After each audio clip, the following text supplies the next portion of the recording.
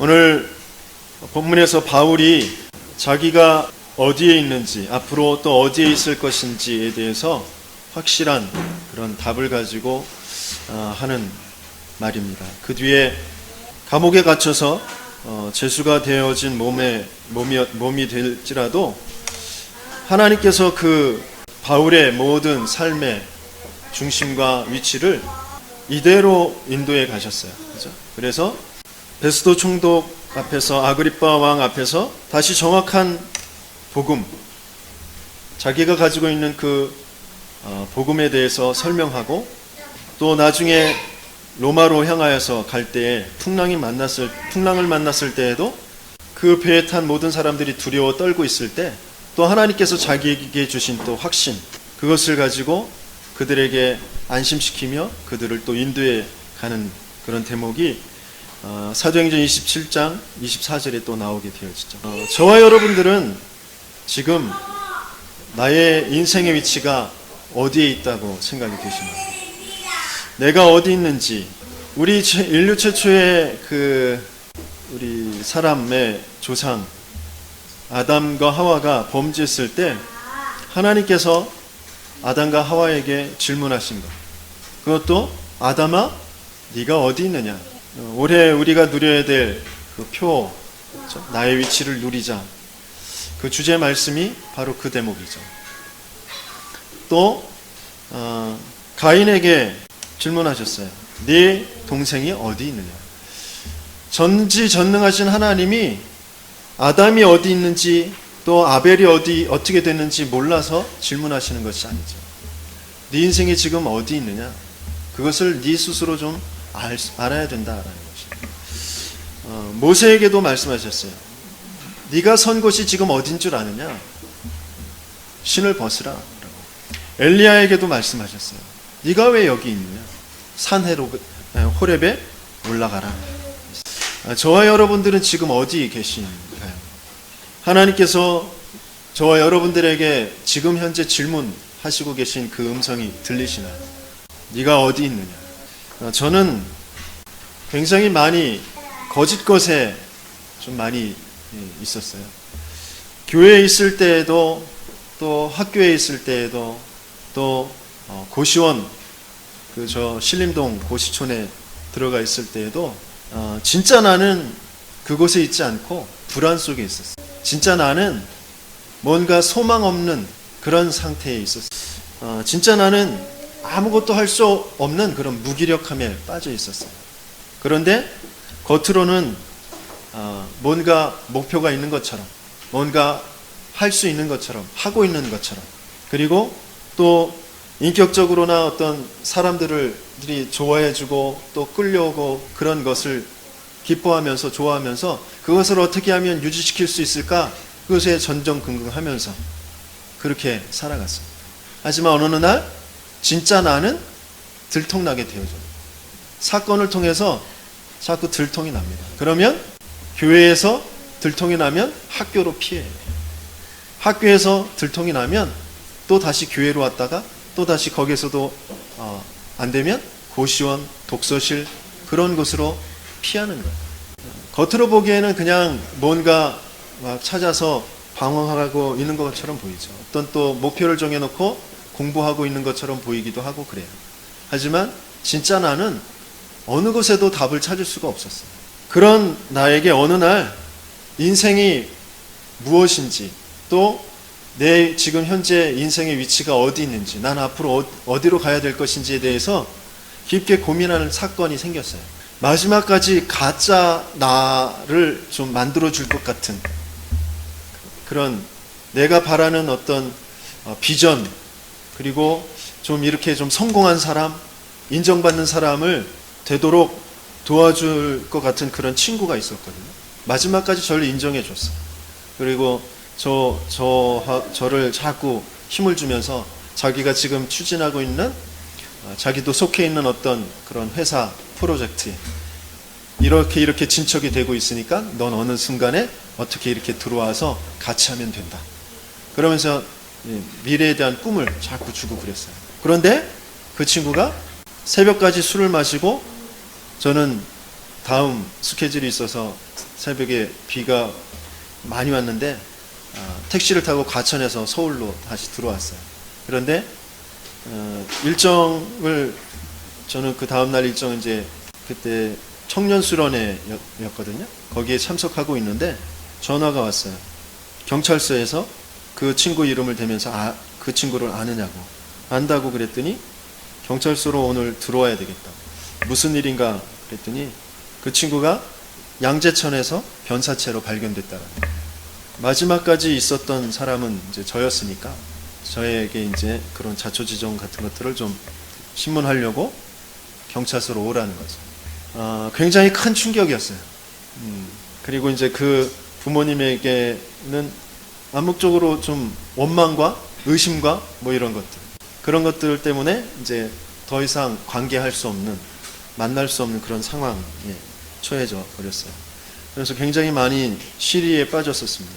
아무튼 그 사건을 통해서 이제 중요한 전환점이 됐어요. 내 인생이 무엇인지, 그리고 앞으로 어떻게 되어질 것인지, 그런 것들에 대해서 좀 더 하나님의 근본적인 음성을 들을 수 있는 그런 시간표 속으로 인도받게 되어졌습니다. 그래서 지금 이 자리에까지 이제 오게 되어졌습니다. 우리는 끊임없이 뭔가 진짜 근본의 나를 찾지 못하고 가짜, 내가 바라는 나, 내가 원하는 나, 그런 것을 포장하면서 살아가다가 어느 날 그것이 잘 안 되어지면 낙심하거나 원망 속에 빠지거나 아니면 더 이상한 무기력함, 아니면 집착, 중독, 그런 것에 빠지게 되어집니다. 그래서 저와 여러분들이 어디에 있는지, 지금 내가 어디 있는지, 또 어디로 내가 가고 있는지에 대해서 확신을 가지셔야 돼요. 그것을 가지지 못하고 있는 상태에서 벌어지는 일들에 대해서 두려워하거나 그것 때문에 낙심하거나 원망하거나 다른 것에 빠질 필요가 없이 그 근본을 찾으면 돼요. 다시 회복하고 하나님의 그 음성, 하나님의 약속, 그 속으로 들어가면 되어지는 것이죠. 저와 여러분들은 여기에서 빠져나올 수가 없는데 빠져나와 있어요. 그래서 모든 문제가 생긴 거거든요. 그게 뭡니까? 근본이라는 거죠. 하나님이라는 거죠. 인생은 하나님과 함께 있어야 될 그런 인생이 하나님 떠나버렸다는 것이죠. 제가 한 주간 동안 계속 이렇게 묵상하면서 제 자신을 추스릴 수 있었던 성경 구절이 뭐냐면 창세기 2장 7절 말씀이에요. 여호와 하나님이 땅의 흙을 가지고 우리 사람을 만드셨어요. 내가 그냥 땅의 흙에서 만들어진 존재예요. 그래서 나는 순간순간 내가 뭔가 좀 옳다고 생각하는 거, 맞다고 생각하는 것을 계속 끊임없이 주장하길 원하고 그것을 또 추구하길 원하고 그렇게 되길 원하고 그러는데 그런 속에서 자꾸 갈등이 일어나면 제가 계속 속으로 너는 땅의 흙이었을 뿐이야. 넌 아무것도 아니었어. 그것을 자꾸 외치거든요.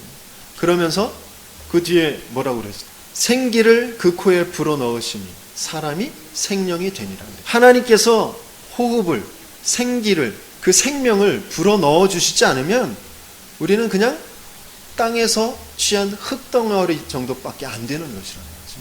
그런데 하나님이 나를 하나님의 중요한 영원한 시간표 가운데 은혜로 나를 생명, 존재가 되게 하셨어요. 어떤 존재요? 하나님의 형상의 그 축복을 가진 존재가 되게 하셨다라는 것이죠. 그래서 그 부분을 가지고 많은 것을 보고 또 다시 한번 또 마음을 추스리고 그렇게 되었습니다. 그런데 창세기 3장에서 그것을 완전하게 잃어버리는 그 사건이 벌어진 것이죠. 하나님이 나의 주인이신데, 하나님이 모든 것의 근원이신데, 근본이신데 그것을 벗어버리고 내가 모든 것의 주인, 내가 모든 것의 근본인 것처럼 되어진 그 사건이 창세기 3장의 사건입니다. 네 마음먹은 대로 되는 거야. 네가 주인이야. 네가 하나님처럼 되는 거야 라는 사탄의 속임수에 빠져서 인간은 영원한 멸망, 죽음, 그죠? 네가 정령 죽으리라 라고 하는 그 상태에 빠지게 되어진 것이다. 그래서 하나님께서 이 창세기 3장, 그것 때문에 모든 문제가 오기 때문에 이 창세기 3장을 없앨 복음을, 그리스도를 우리에게 보내신 줄 믿습니다. 우리는 그래서 끊임없이 이 그리스도 안에, 이 복음 안에 있을 때에 모든 부분들이 다시 살아나게 되어지는 것이죠. 그런데 우리는 이 복음 안에 들어갈 수가 없어요. 이 복음을 복음이라고 내가 붙잡을 수가 없어요. 왜? 나는 이미 하나님을 떠나 있기 때문에. 복음을 알 수 있는 상태가 아니기 때문에. 난 죄에 빠져 있는 사단의 그 거짓된 속임수, 네가 하나님처럼 될 거야 라는 것에 붙잡혀 있기 때문에 복음을 알 수가 없어요. 그런데 그 복음을 알 수 있는 힘도 자격도 없는 우리에게 로마서 5장 8절에 이렇게 말씀하시고 계십니다. 뭐라고 말씀하셨죠? 우리가 아직 죄인 되었을 때 그리스도께서 우리를 위하여 죽으심으로 하나님께서 우리에 대한 자기의 사랑을 확증하셨느니라 그랬어요. 그리스도께서 죽어주심으로, 그리스도가 우리에게 나타나 주심으로 내가 죄인이었구나, 내가 사단에 붙잡혀 있었구나, 내가 하나님 떠난 인생이었구나라는 것을 알 수 있게 하셨고, 또 다시 그것을 회복하여서 하나님 속으로 들어갈 수 있도록, 죄에서 해방되어질 수 있도록, 지옥의 권세에서 해방되어질 수 있도록 그 길을 열어주셨다라는 것이죠. 그래서 우리는 그리스도를 알면 알수록 나라는 것이 점점점 없어지게 되어지는 것이죠. 내가 자꾸 중심이 되어지고 내가 자꾸 나타나고 싶어하는 것은 아직도 내가 뭔가 그리스도라는 그 그림자 속에, 그 덮어 쓴 것에, 십자가라는 것의 그 그림자 속에 우리가 숨고 있는 거거든요. 우리는 십자가에 숨어야 될 존재가 아니고 십자가에 못 박힌 나를 발견해야 될 존재거든요. 사람들이 끊임없이 교회 안에서 뭐 시험 들고 또 여러 가지 문제와 사건, 목회자 때문에, 뭐 또 성도들 간에 장로님 때문에, 권사님 때문에, 뭐 그런 갈등, 그런 것들 때문에 교회를 떠나게 되죠. 하지만 이유는 그것이지만 정확히 그 내면을 들여다보면 내가 뭔가 그리스도라는 것, 십자가라는 것, 그 뒤에 나를 숨겨놓고 있어서, 그리스도의 그 십자가에 내가 바로 거기에 장본인이 되어지는 그 사건이 있을 때에 우리는 모든 것에서 참된 나를 찾을 수 있게 되어지고 참된 승리의 길, 해방의 길로 들어갈 수 있게 되어지는 줄 믿습니다. 그래서 하나님께서 우리에게 그 근본을 찾는 근본의 방향 속에 우리를 두길 원하시는 거죠. 이 속에 있는 저와 여러분들이 되길 예수님의 이름으로 축원합니다. 뉴에이지 단체는 끊임없이 네가 하나님처럼 되는 거야, 자꾸 그 속으로 자꾸 우리를 인도해 갑니다. 모든 책, 또 모든 공연, 모든 드라마, 영화, 음악, 모든 보여지는 것, 모든 문화들을 통하여서 끊임없이 우리 자신들의 자기 주체성, 자기 정체성, 거기에 대해서 잘못된 나를 자꾸 확립시켜 가도록 만들어져요. 겉으로 볼 때는 굉장히 좋은 말이에요. 겉으로 볼 때는 굉장히 나를, 나의 자신감을 갖게 하고 자긍심을 갖게 하고 그러면서 나의 인생을 주체적으로 이끌어 갈 수 있도록 긍정적인 삶을 살아갈 수 있도록 그렇게 도와주는 것처럼 보여요. 하지만 그 근본이 하나님이 아는 것 속에서 나오기 때문에 결국 영적인 문제가 올 수밖에 없어요. 재앙이 끝나진 않게 되어지는 것이죠. 그런데 감사하게도 하나님께서는 저와 여러분들을 그 근본의 토대 위에 모든 것을 쌓아갈 수 있도록 은혜를 주셨습니다. 그리스도 속에 있게 하셨어요. 그게 정말 보여지시고 감사가 되셔요. 그러면서 주위에 조금 아직 이 그리스도의 토대 위에 자신을 발견하지 못해서 방황하고 있는 사람들, 갈등하고 있는 사람들을 위해서 우리는 기도하고 또 복음을, 언약을, 내게 주신 그 증거들을 전달해 주면 되어지는 것입니다. 창세기 3장의 그것을 그리스도로 바꾸는, 그러면서 이제 창세기 6장의 네피림 시대는 뭘로 바꿔요? 다른 것으로는 바꿀 수가 없습니다. 하나님 나라로 바꾸는 것입니다. 창세기 6장 네피림 시대가 뭐죠? 내가 원하는 대로 하는 것이 바로 네피림 시대예요. 또 그렇게 하기 위해서 귀신의 힘을 빌려서 용사가 되는, 또 명성 있는 자가 되는 것이 바로 네피림 시대였단 말이에요. 그것이 똑같이 지금 프리메이슨을 통하여서 지금 이루어지고 있습니다. 뭔가 다른 세계의 힘, 어떤 특별한 신비적인 그런 체험들, 그런 것들을 통해서 마인드 컨트롤이라고 하는 그 뇌호흡이라는 것을 자꾸 하게 하면서, 명상이라는 것을 자꾸 하게 하면서 다른 주체의 힘을 빌어서 내가 더 강력해지는 것이에요. 내 안에 있는 초능력을 끌어낸다고 하면서 그런 네피림 쪽으로 자꾸 인도해 가는 것입니다. 그래서 우리는 여기에서 빠져나와서 하나님 나라에 들어가는 거예요. 하나님 나라 속에서 우리는 뭐 직업이 어떻든지 우리가 어떤 일을 하고 있든지 그것은 상관없습니다. 그것을 넘어서 하나님께서 이 시대에, 아니 영혼이라는 시간표를 두고 하나님께서 이루시는 것은 하나님 나라, 그 하나님 나라의 일에 우리를 사용하시기 위해서 저와 여러분들을 부르신 것입니다. 이 시대에 그 일에 또 우리 가문에 그 하나님께서 그 일을 가지고 그 속에서 하나님 나라의 일을 보도록 부르신 것이라.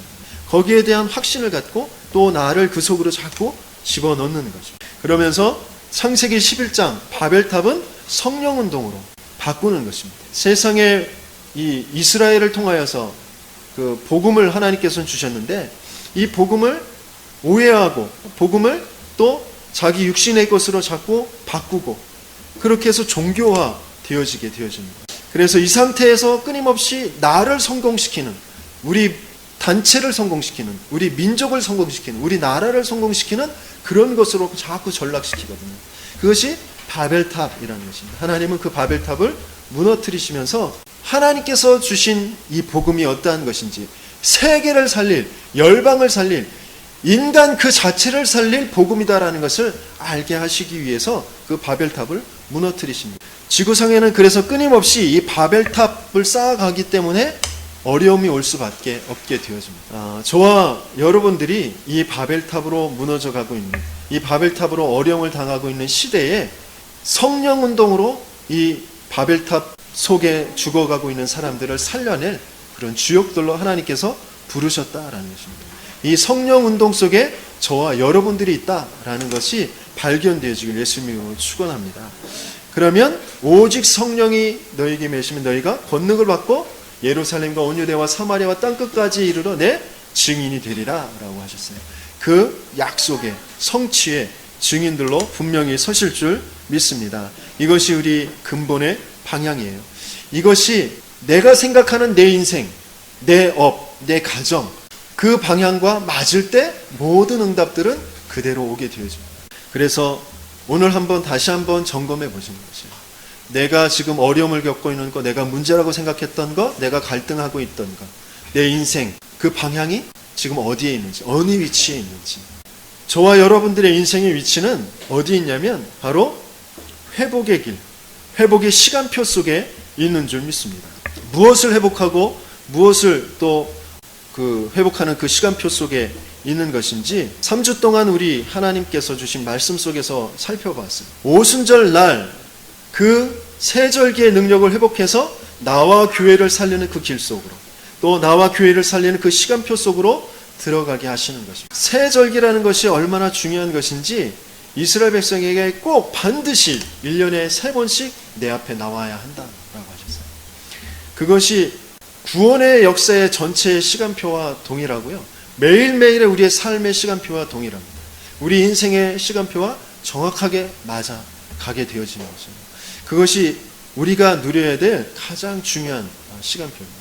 오늘도 우리는 이미 구원받은 하나님의 자녀로서 오순절날의 그 능력을 회복하는 그 길에 서 있으셔야 돼요. 그 시간표 속에 있으셔야지 오늘 하루가 인도받는 하루가 되어집니다.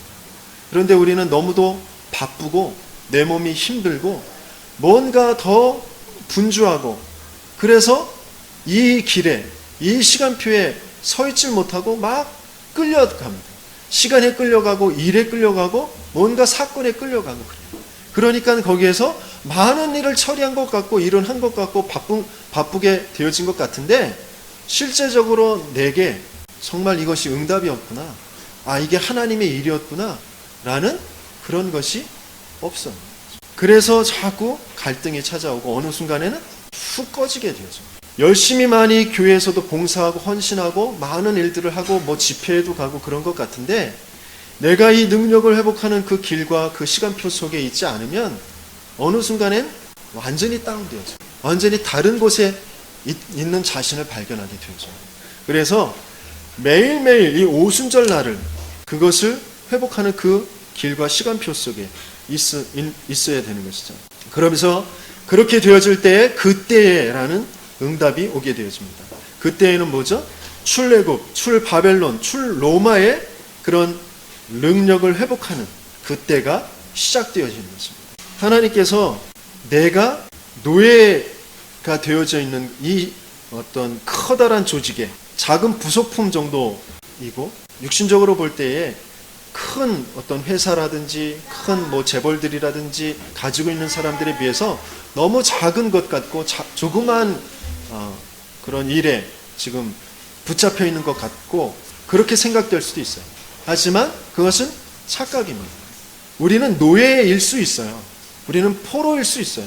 우리는 아주 작은 것에 지금 붙잡혀 있는 것처럼 보일 수도 있어요. 하지만 내가 지금 어디 있는지 그것을 바르게 볼 때 그것은 노예의 삶이 되어지지 않아요. 죄수의 삶이 되어지지 않아요. 포로의 삶이 되어지지 않아요. 오히려 그것은 더 중요한 출애굽, 출바벨론, 출로마의 응답을 받게 되어지는 현장 속에 내가 있다라는 것을 보게 되어지는 것이에요.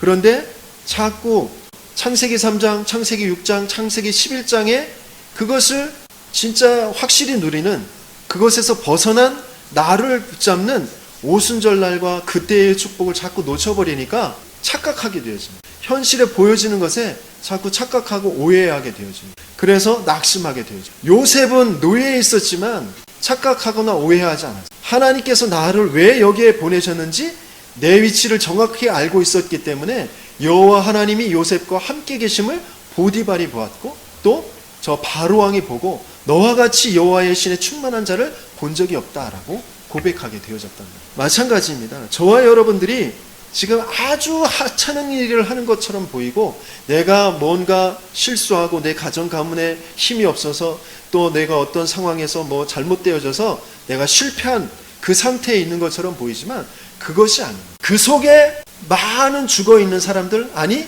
이제 그 밖에 뭔가 성공되어져 있는 것처럼 보이지만 무너져 있는 사람들에게 진짜 답을 줄 그 해답을 찾고, 그리고 그것을 가진 나를 발견하는 그 시간표 속으로 하나님께서 밀어 넣으신 것입니다. 그것을 발견할 때 참된 응답이 오게 되어집니다. 그러면 날마다의 이제 시간표, 날마다의 그 회복의 길, 그것을 이제 발견하게 되어지는 것이죠. 성막, 성전, 교회 중심의 능력을 회복하여서 후대와 세계를 살리는 길과 후대와 세계를 살리는 그 시간표 속에 들어가게 하는 것이죠. 왜 강단의 말씀을 붙잡아야 되느냐? 왜 전체 전도운동을 하는 그 흐름 속에서 계속해서 집회를 참석하고 또 훈련을 받고 그러느냐? 바로 이 시간표 속에, 이 길 속에 우리가 있기 때문에 그런 것입니다. 이것이 발견되어질 때에 모든 내 일에 대해서 또 내 학업에 대해서 바른 정체성을 회복하고 또 이유를 알게 되어지고, 그것을 흡족히 내 가진 모든 것을 총동원해서 거기에 집중할 수 있는, 그것이 이제 올인이라고 하잖아요. 올인할 수 있는 그런 상태가 되어지는 것이죠. 그냥 공부해야 된다, 그냥 뭐 사업을 성공시켜야 된다, 뭐 돈 많이 벌어서 교회도 봉사하고 또 많은 사람 돕고, 그것 때문에 그런 것이 아니라 하나님께서 전체의 시간표 속에, 전체의 흐름 속에, 이 시대라는 시대의 문제 속에 하나님이 나를 학생으로, 나를 렘넌트로, 나를 어떤 사업자로 부르셨다라는 것에 대한 이유를 분명히 알게 되어질 때, 내 능력이 아니라 하나님께서 나를 거기에 증인으로 세우시겠다라고 하는 그 약속을 붙잡고 그 속으로 들어갈 수 있게 되어지는 것이죠. 그게 집중이고 그게 올인이라는 것이죠. 그렇게 될 때, 그렇게 되어지지 않아도 나는 행복한 것이에요. 그렇게 되어지지 않아도 나는 감사한 것이고, 나는 충분한 그런 상태, 그 속으로 인도받게 되어지는 것입니다. 그 자체가 목적이 아니기 때문에, 뭔가 내가 그 일을 성공시키고 내가 성적을 많이 받고 내가 어떤 높은 자리에 올라간 그 자체가 목적이 아니라 전체의 흐름 속에 그 내가 있다라는, 그 하나님의 시간표 속에 내가 있다라는 그 자체가 우리에겐 행복이기 때문에, 그게 안식이라는 것이거든요. 하나님이 우리를 하나님의 형상대로 만드셔서 이 세상에 생육하고 번성하고 충만하고 다스리고 정복하는 그 시간표 속에 우리를 두셨어요. 그 나를 발견하는 그 자체로 나는 행복하고 난 평안하고 그 자체를 누리는 것이 바로 안식이었단 말이에요. 그것이 회복되어지는 그 상태로 들어가는 거죠. 그럴 때 우리는 바른 세 가지의 이제 도전을 할 수 있게 되어지는 거죠. 그 세 가지의 도전이 무엇이냐? 바로 오늘 본문에서 읽었던 것처럼 에베소에서 어마어마한 능력을 보이면서 우상을 다 무너뜨리는 그런 역사가 있었습니다. 그래서 주의 말씀이 힘이 있어 흥왕하여 세력을 얻으니라. 이런 엄청난 일이 일어났는데 거기에 머무르는 것이 아니라 바울은 앞으로의 시간표, 내가 세계 복음화하기 위해서 전체 지금 교회를 이끌어 가고 있는 저 예루살렘에 들려서 함께 의논하고 또 거기에서 또 지시할 것은 또 지시를 받고 그런 것을 한 뒤에 내가 아가야를 거쳐서 또 예루살렘에 갔다가 저 로마까지 내가 가야 할 것이다 라는 그 시간표를 정확하게 보고 그것에 고백을 하고 있었단 말이에요. 로마가 무엇인지를 알고 거기를 내가 가야 되겠다. 지금 가장 시급한 것은 뭐냐면 세계에 끊임없이 재앙의 문제들이 오고 있는 것은 가장 중요한 패권 국가, 거기 그 나라를 볼 수 있을 때 시급한 그런 재앙의 문제들을 맡게 되어지게 됩니다. 애굽이 무엇인지를 분명히 처음부터 알고 들어간 것이 바로 요셉이었어요. 나중에 그 속에 들어가서 왕궁에서 교육도 받고 그랬지만 몰랐어요. 나중에 광야에서 미디안에서 방황하다가 하나님께서 호렙산에서 부르실 때 거기에서 언약을 다시 회복해 알게 하셨을 때 깨닫게 되어진 것이 바로 모세였어요. 어쨌든 애굽이 무엇인지 분명히 알게 되어졌을 때, 또 그 속에서 하나님이 가지고 계신 계획이 무엇인지 알게 되어졌을 때 응답은 당연히 오게 되어지는 거죠. 우리는 인생에 굉장한 것을, 중요한 것을 하나님께서 숨겨두셨고 또 하나님께서 그것을 찾길 원하십니다. 우리의 직업, 또 우리가 어떤 일을 하든지 그것은 상관없어요. 가장 하나님이 원하시는 그 속에 내가 있을 때 모든 것들은 최고의 응답으로 살아나게 되어지는 것이죠. 분명히 하나님께서 저와 여러분들을 그런 응답과 축복 속에 불러주신 줄 믿습니다. 블레셋이라는 것이 무엇인지를 알았던 사무엘. 그래서 그의 말에 한마디가 땅에 떨어진 것이 없다라고 했어요. 그리고 그의 사는 날 동안에 블레셋이 쳐들어오지 못했다라고 했습니다. 또 목동이었었지만 하나님께서 그 왕으로 기름 부으시면서 블레셋이 무엇인지 알고 있었기 때문에 골리앗 앞에 당당하게 나갈 수 있었어요. 너는 칼과 창과 단창으로 나오지만 나는 만군의 여호와의 이름으로 나아간다. 그런 고백을 할 수 있었다. 이런 고백을 할 수 있는 우리 모든 후대들, 렘넌트들이 되길 예수님이 축원합니다. 또 아수르, 아람, 그것을 알았던 것이 히스기야, 또 엘리사입니다. 바벨론을 알았던 것이 이사야, 다니엘, 세 청년이 있었습니다. 또 로마를 알았던 것이 바로 초대교회와 바울이었어요. 어떤 어려움이 오고 죽음 앞에 있었지만 거기에 굴하지 않고 하나님의 언약을 붙잡고 중요한 하나님의 언약을 선포할 수 있었던 것이죠. 스데반이 외쳤던 그 외침이, 바울이 지금 오늘 본문에서 고백했던 이 고백이 저와 여러분들의 것이 되어지길 예수님을 축원합니다. 분명히 하나님께서 이 가장 시급한 패권국과 강대국, 저 미국이라는 것이, 유럽이라는 것이, 지금 우리 나라를 둘러싸고 있는 중국과 또 일본, 저 러시아가 어떤 지금 상태에 있는지 그것을 우리가 바로 볼 때에, 그러면서 우리의 나라의 위치를 바로 알 때에 우리나라는 가장 최고의 응답받는 나라가 되어집니다. 내가 하고 있는 일은 하나님의 그 시간표 속에 응답받을 수밖에 없는 그런 축복 속에 있게 되어지는 거죠. 그러면서 눈에 안 보이는 것, 그것을 향하여서 도전하는 그 속으로 가는 것입니다. 강대국, 이 패권국가가 왜 그렇게 문제가 되느냐? 그 속에는 숨겨져 있는 영적인 문제가 있기 때문에 그래요. 겉으로 볼 때는 굉장히 좋은 문화, 다양한 세계의 여러 나라의 그냥 문화고 풍속이고 전통이고 그런 것 같아요. 그 속에서 비슷비슷한 것도 있고 조금 색다른 것도 있고 그렇게 이제 보여지죠. 그래서 그런 것들을 화장이라든지 옷이라든지 아니면 연예인들의 무대 장치라든지 그런 것에 다 활용하면서 그렇게 신비스러운 그런 모습들을 연출하기도 하고 그렇게 합니다. 하지만 거기에는 반드시 영적 문제가 따라오게 돼 있어요. 왜냐하면 그것들은 다 하나님이 아닌 거짓 우상들이기 때문에. 애굽의 피라미드, 블레셋의 다곤신, 또 아수르와 아람의 바알과 아세라신, 아스다롯이시라고도 하죠. 그리고 바벨론의 느보신, 또 로마의 제우시신, 이 모든 것들이 하나님이 아닌데 하나님처럼 섬기면서 그것을 통하여서 뭔가 인생에 힘을 얻고 또 행복을 찾고 뭔가 기쁨을 얻고 부족한 것들을 채우고 그런 것들로 가득 채워져 있거든요. 그런 것에 자꾸 제사를 드리고 할 때에 거기에는 반드시 악령의 역사, 귀신의 역사, 사단의 역사가 일어날 수밖에 없는 것입니다. 그런데 이게 지금 모든 문화 속에 다 침투해 들어와져 있어요. 그래서 아이들 지금 청소년 시기를 좀 벗어나면 가장 하고 싶어 하는 게 뭐냐면 타투, 문신하고 싶어요. 그게 연예인들이 막 하고 나오고 스포츠 스타들이 하고 나오니까 멋있어 보이고 뭔가 강해 보이고 이뻐 보이고 그렇거든요. 그러니까 그것을 다 따라 하고 싶어 해요. 그런데 그 속에, 그 문양들 속에 무엇이 숨겨져 있느냐면 다 이 우상들이 다 숨겨져 있어요. 우상들 앞에 제사를 드릴 때 했던 그런 것들이 다 화장이라는 거죠. 귀신을 쫓아내기 위해서 부적 같은 것들을 그리는 것, 그런 무섭게 치장하는 것, 그런 것들이 다 화장. 그래서 너무 짙게 화장하는 것도 좋지 않아요. 이 강대국, 패권국과 그 숨겨져 있는 영적인 문제가 무엇인지 아는 것, 그 우상이 무엇인지를 아는 게 너무너무 중요해요. 그런데 이게 우리 개인에게도 분명히 보여져야 돼요.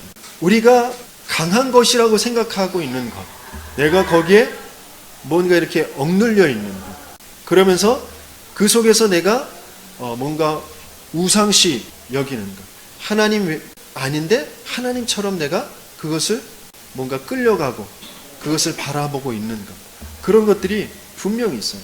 그런 것들을 우리는 찾아내고 그런 것들을 제하는 그 도전 속으로 들어가야 되는 것이죠. 하나님께서 그러면서 우리를 이제 눈에 보이는 그런 도전 속으로 우리를 이끌어 가시고 계십니다. 눈에 보이는 도전이 무엇이냐면 바로 경제 전쟁입니다. 경제 전쟁, 지금 여러 가지의 지금 사업하는 사람들, 미래를 예측하는 사람들이 어떤 시대다라는 것을 다 내놓고 있습니다. 지금은 이제 미디어 시대, 그러면서 이제 여러 가지의 것들이 이제 병합되어지는 그런 병합의 시대, 융합의 시대라고 표현되기도 하죠. 그런 시대입니다. 또 실제적으로 계속해서 많은 그 학문들이 함께 어우러지면서 시너지 효과를 일으키는 그런 것들이 실제 이제 나오고 있기 때문에 그런 방향으로 다 가고 있어요. 사회에서 계속해서 얘기되어지는 것들을 이렇게 이야기를 듣다 보면 제가 많은 지식과 정보가 좀 많이 부족하구나라는 것들을 많이 느껴요. 그래서 렘넌트들, 후대들은 정말 실력을 갖추도록 도와줘야 되겠다라는 그런 생각을 하게 되어집니다.